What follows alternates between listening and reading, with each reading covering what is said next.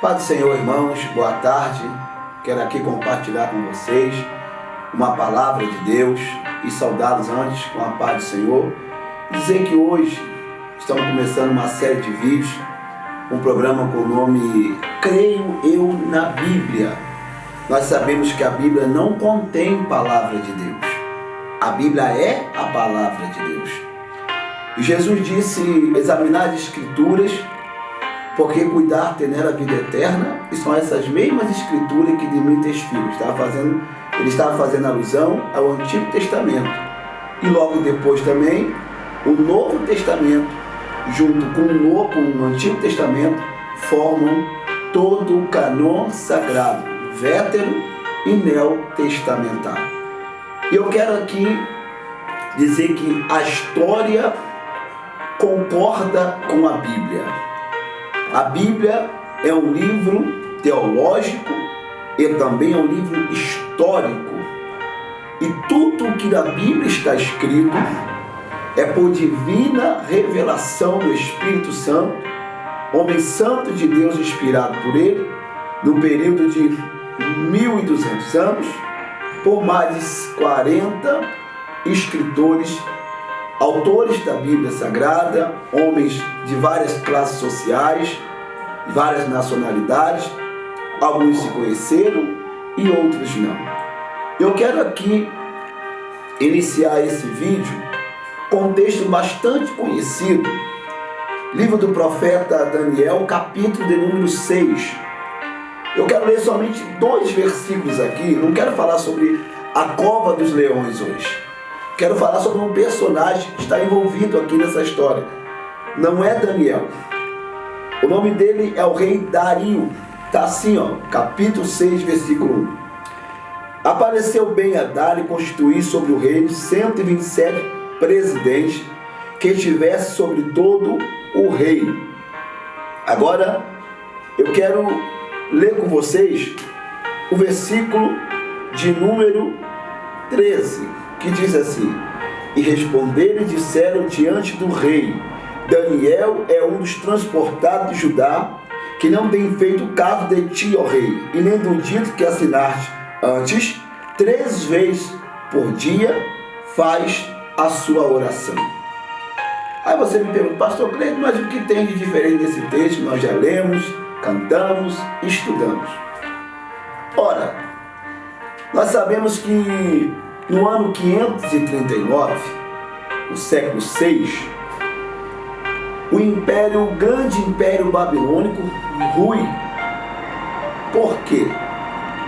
O neto de Nabucodonosor, por nome de Belsazar, que era filho da sua filha, era o rei daquela ocasião, no capítulo 5 da Escritura, na parede da mão sem auxílio que ele vira naquele banquete que ele oferece aos deuses da Babilônia, usando os elementos sagrados do templo que o seu avô Nabucodonosor havia levado para a Babilônia. Logo nessa mesma noite, o rei Ciro II da Pérsia, chamado Ciro o Grande, entra dentro da Babilônia sem guerra, porque os sacerdotes estavam revoltados tanto com o pai de Belsazar e com o próprio rei Belsazar. Eles então entregam pacificamente a Babilônia nas mãos desse rei por nome de Ciro o Grande, Ciro II. E esse Belsazar é assassinado nessa mesma noite. E assim termina a história do grande império caldeu, ou chamado Novo Império Babilônico. Tudo bem.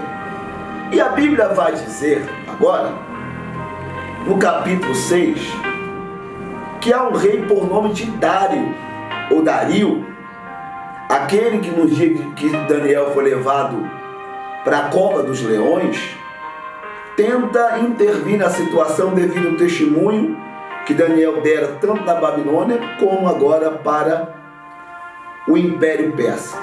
Dario, quando ele tomou o trono ali na Babilônia, ele tinha na faixa de 62 anos de idade. E você sabe que nem todo mundo crê na Bíblia. A maioria das pessoas procura algum fato para desmentir a Bíblia, dizer que a Bíblia é um mito, é um livro de lendas. E as pessoas que assim o fazem, às vezes esquecem de ler a Bíblia e também buscar as fontes que confirmam a Bíblia. A Bíblia não tem que concordar com as fontes, é as fontes que têm que concordar com a Bíblia. E a Bíblia, sendo palavra de Deus, ela é inerrante. Toda a palavra de Deus, toda a Escritura é divinamente inspirada, é livre de erros. E então alguns começaram a lançar dúvida por causa do nome desse rei Dário sobre a veracidade da Bíblia. Dizer, não pode, que não foi Dário o rei da Pérsia que conquistou Babilônia. Se era Ciro, por que Dário está no capítulo 6 de Daniel? É simples. E no final você vai dizer comigo, a Bíblia tem razão e eu creio na Bíblia. Esse Dario aqui, na verdade o nome dele era Gubaru, era o nome babilônico. Ele era um general babilônico que se aliou ao rei Ciro o Grande. E quando Ciro conquista então essa região, ele coloca esse homem por nome de Gubaru como rei da região da Babilônia. E esse Gubaru adota o nome persa por nome de Dario.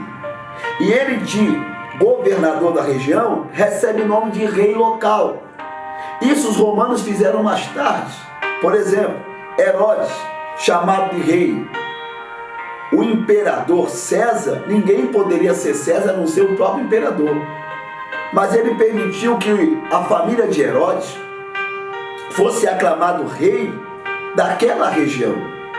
E esse rei Dario, ele também foi posto como rei pelo imperador Ciro o Grande daquela região da Babilônia. Então, quando a Bíblia está dizendo que Dario era rei da Babilônia, a Bíblia está concordando, está afirmando o que Ciro fez com esse homem por nome de Gubaru. O colocou como rei de Israel, o rei da Babilônia, e esse mesmo Ciro levantou 120 presidentes, fora seus conselheiros, e Daniel era um dos seus presidentes, porque o Império Medo-Persa trabalhava com satrapias e também com governadores. É tanto que Neemias foi um governador, Zorobabel foi um outro governador, e havia governador em Samaria e em várias nações conquistadas por eles. Só que esses presidentes eram aqueles que eram mais chegados ao rei, ao imperador. E Daniel era um dos mais chegados ainda. Então, a Bíblia não errou nem historicamente, nem cronologicamente, ao chamar Dario como rei. Porque ele foi posto assim pelo grande imperador Ciro II da Pérsia. Então, eu quero dizer para você, você tem na sua mão a verdade. E a Bíblia tem razão. E eu creio na Bíblia. Que Deus te abençoe em nome de Jesus.